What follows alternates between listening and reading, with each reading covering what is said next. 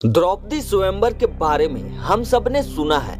उसमें अर्जुन विजयी हुए थे, ये भी हम जानते हैं। परंतु स्वयंवर के उपरांत एक बड़ी ही रोचक घटना हुई थी। वहां आए हुए समस्त राजाओं ने अर्जुन पर आक्रमण कर दिया था और कर्ण और अर्जुन का भीषण युद्ध छिड़ गया था। उस समय न तो अर्जुन के साथ श्री कृष्ण थे और न ही उनके पास गांडीव धनुष। वहां क्या हश्र हुआ था अर्जुन का, तो आइए जानते हैं। लेकिन वीडियो में आगे बढ़ने से पहले हमारे चैनल को सब्सक्राइब अवश्य करें और बेल आइकन अवश्य दबाएं और साथ ही कमेंट बॉक्स में जय श्री कृष्ण अवश्य लिखिएगा। राजा द्रुपद ने जब स्वयंवर की घोषणा करा दी, तब उसे सुनकर सब राजा वहां उनकी राजधानी में एकत्रित होने लगे। दुर्योधन आदि कुरुवंशी भी कर्ण के साथ वहां आए थे। उस स्वयंवर के प्रतियोगिता को अर्जुन ने जीता था, जो उस समय एक ब्राह्मण के भेष में था। द्रौपदी ने भी पांडव पुत्र अर्जुन का वरण कर लिया।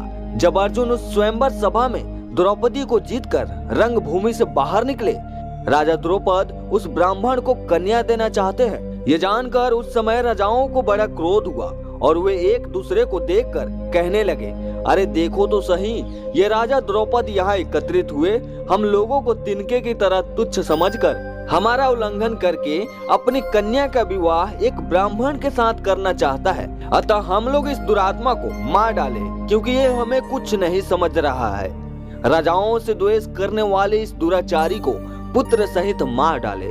पहले तो इसने हम सब राजाओं को बुलाकर सत्कार किया और अब ये हमारा अपमान कर रहा है। राजाओं के समुदाय में क्या इसने किसी भी नरेश को अपनी पुत्री के योग्य नहीं देखा है? अथवा राजाओं, यदि एक कन्या हम लोगों में से किसी को अपना पति ना बनाना चाहे, तो हम इसे जलती हुई आग में झोंककर अपने अपने राज्य को जल देंगे।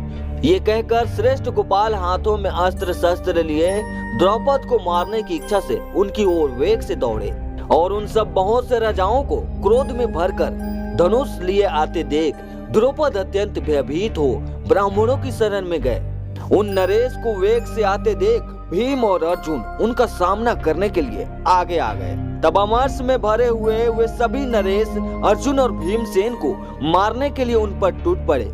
तब तो महाबली भीमसेन ने अपने दोनों हाथों से एक वृक्ष को उखाड़ लिया और उसी वृक्ष को हाथ में लेकर अर्जुन के समीप खड़े हो गए। फिर अर्जुन भी धनुष हाथ में लिए हुए युद्ध में डट गए। वहां भगवान श्री कृष्ण ने अपने भ्राता बलराम जी से बोले, भैया संकर्षण, ये जो विशाल धनुष को खींच रहे हैं ये अर्जुन ही हैं, और ये जो बड़े वेग से वृक्ष उखाड़कर सहसा समस्त राजाओं का सामना करने के लिए उद्यत हुए हैं ये भीष्मसेन हैं। क्योंकि मैंने सुन रखा है कि उस लक्षा ग्रह के दाह से पांडव और कुंती देवी सहित बचकर निकल गए थे। श्री कृष्ण ने बलराम जी से कहा, भैया आपको घबराना नहीं चाहिए।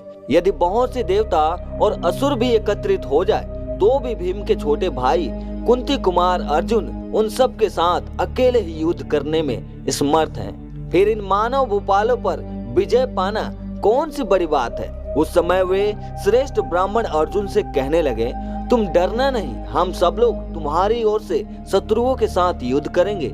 इस प्रकार की बातें करने वाले उन ब्राह्मणों से अर्जुन ने हंसते हुए कहा, आप लोग दर्शक होकर बगल में चुपचाप खड़े रहे, मैं अकेला ही इन शत्रुओं को रोक दूंगा। ये कहकर अर्जुन ने उसी स्वयंवर में लक्ष्य भेद के लिए प्राप्त हुए उस धनुष को झुकाकर उस पर प्रत्यंचा चढ़ा दी और उसे हाथ में लेकर भाई भीमसेन के साथ खड़े हो गए। तदंतर कर्ण आदि रण उन मत क्षत्रियों को आते देख वे दोनों भाई निर्भय होकर टूट पड़े। तब युद्ध के लिए उत्सुक उन राजाओं ने कठोर शब्द में कहा, युद्ध की इच्छा वाले ब्राह्मण का भी रणभूमि में वध शास्त्र अनुकूल देखा है। ये कहकर वे राजलोक सभा ब्राह्मण की ओर से दौड़े। कर्ण अर्जुन की ओर युद्ध के लिए बढ़ा और मध्य शल्य भीमसेन से जा भिड़े। दुर्योधन आदि सभी भोपाल एक साथ अन्य ब्राह्मणों के साथ युद्ध करने लगा। तब अर्जुन ने अपने धनुष को जोर से खींचकर अपनी ओर वेग से आते हुए सूर्यपुत्र कर्ण को कई तीक्ष्ण बाण मारे और उन दुस्साह तेज वाले तीखे बाणों के वेग पूर्वक आघात से राधा नंदन कर्ण को मूर्छा आने लगी। तब बड़ी कठिनाई से आगे की ओर बढ़ा। वो दोनों योद्धा हाथों की फुर्ती दिखाने में विजोर थे। उनमें कौन बड़ा है और कौन छोटा ये बताना असंभव था। दोनों ही एक दूसरे की जीतने की इच्छा रखकर बड़े क्रोध से लड़ रहे थे। देखो, तुमसे जिस अस्त्र का प्रयोग किया था उसे रोकने के लिए मैंने यह अस्त्र चलाया है। देख लो मेरी भुजाओं का बल। इसी प्रकार सूर्य सूचक वचनों द्वारा वे आपस में बातें भी करते जाते थे।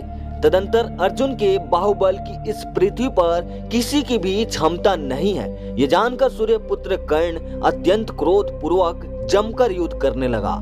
उस समय अर्जुन द्वारा चलाए हुए उन सभी वेगशाली बाणों को काटकर कर्ण बड़े जोर से सहनाद करने लगा। समस्त सैनिकों ने उसके इस अद्भुत कार्य की सराहना की। कर्ण बोला, विप्रवर, युद्ध में आपके बाहुबल से मैं बहुत संतुष्ट हूँ। आप में थकावट या विषाद का कोई चिन्ह नहीं दिखाई देता और आपने सभी अस्त्रों शस्त्रों को जीतकर मानो अपने काबू में कर लिया हो। आपकी ये सफलता देखकर मुझे बड़ी प्रसन्नता हुई है। आप मृत्युमान धनुर्वेद हैं, परशुराम या स्वयं इंद्र या साक्षात भगवान विष्णु हैं। मैं समझता हूँ आप इन्हीं में से कोई एक हैं और अपने स्वरूप को छिपाने के लिए ये ब्राह्मण वेश धारण करके बाहुबल का आश्रय ले मेरे साथ युद्ध कर रहे हैं। क्योंकि युद्ध में मेरे कुपित होने पर साक्षात इंद्र अथवा पांडव नंदन अर्जुन के अतिरिक्त दूसरा कोई मेरा सामना नहीं कर सकता।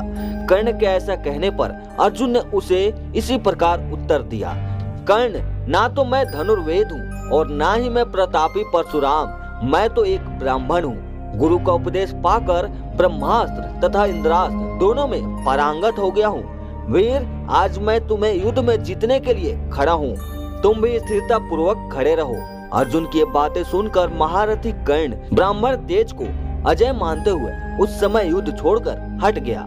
इसी समय दूसरे स्थान पर शल्य और भीमसेन युद्ध कर रहे थे। लगभग 2 घड़ी तक दोनों उस युद्ध में एक दूसरे को खींचते और ठेलते रहे। तदंतर भीमसेन ने दोनों हाथों से ऊपर उठाकर उसे युद्ध भूमि में पटक दिया। भीमसेन के द्वारा शल्य को पछाड़ दिए जाने और अर्जुन के कर्ण से डर जाने पर सभी राजा युद्ध का विचार छोड़ संतित होकर भीमसेन को चारों ओर घेर कर खड़े हो गए और एक साथ ही बोल उठे, ये दोनों श्रेष्ठ ब्राह्मण धन्य हैं। परशुराम, द्रोण अथवा पांडव नंदन अर्जुन के सिवा दूसरा ऐसा कौन है जो युद्ध में राधा नंदन कर्ण का सामना कर सके। बलवानों में श्रेष्ठ मद्रराज शल्य को भी वीर वर बलदेव भीमसेन अथवा वीर दुर्योधन को छोड़कर दूसरा कौन रणभूमि में गिरा सकता है। अतः ब्राह्मणों से घिरे हुए इस युद्ध क्षेत्र में हम लोगों को हट जाना चाहिए। और इस प्रकार द्रौपदी स्वयंवर के उपरांत अर्जुन और भीम ने कर्ण सहित उन समस्त क्रोधित राजाओं पर विजय पाई। दोस्तों, आपका इस बारे में क्या कहना है हमें कमेंट के माध्यम से जरूर बताइए। और इस वीडियो को पार्ट 2 चाहिए हो तो कमेंट में पार्ट 2 जरूर लिखें। और वीडियो पसंद आई हो तो लाइक और शेयर करना मत भूलिएगा। हम आपको मिलते हैं अगली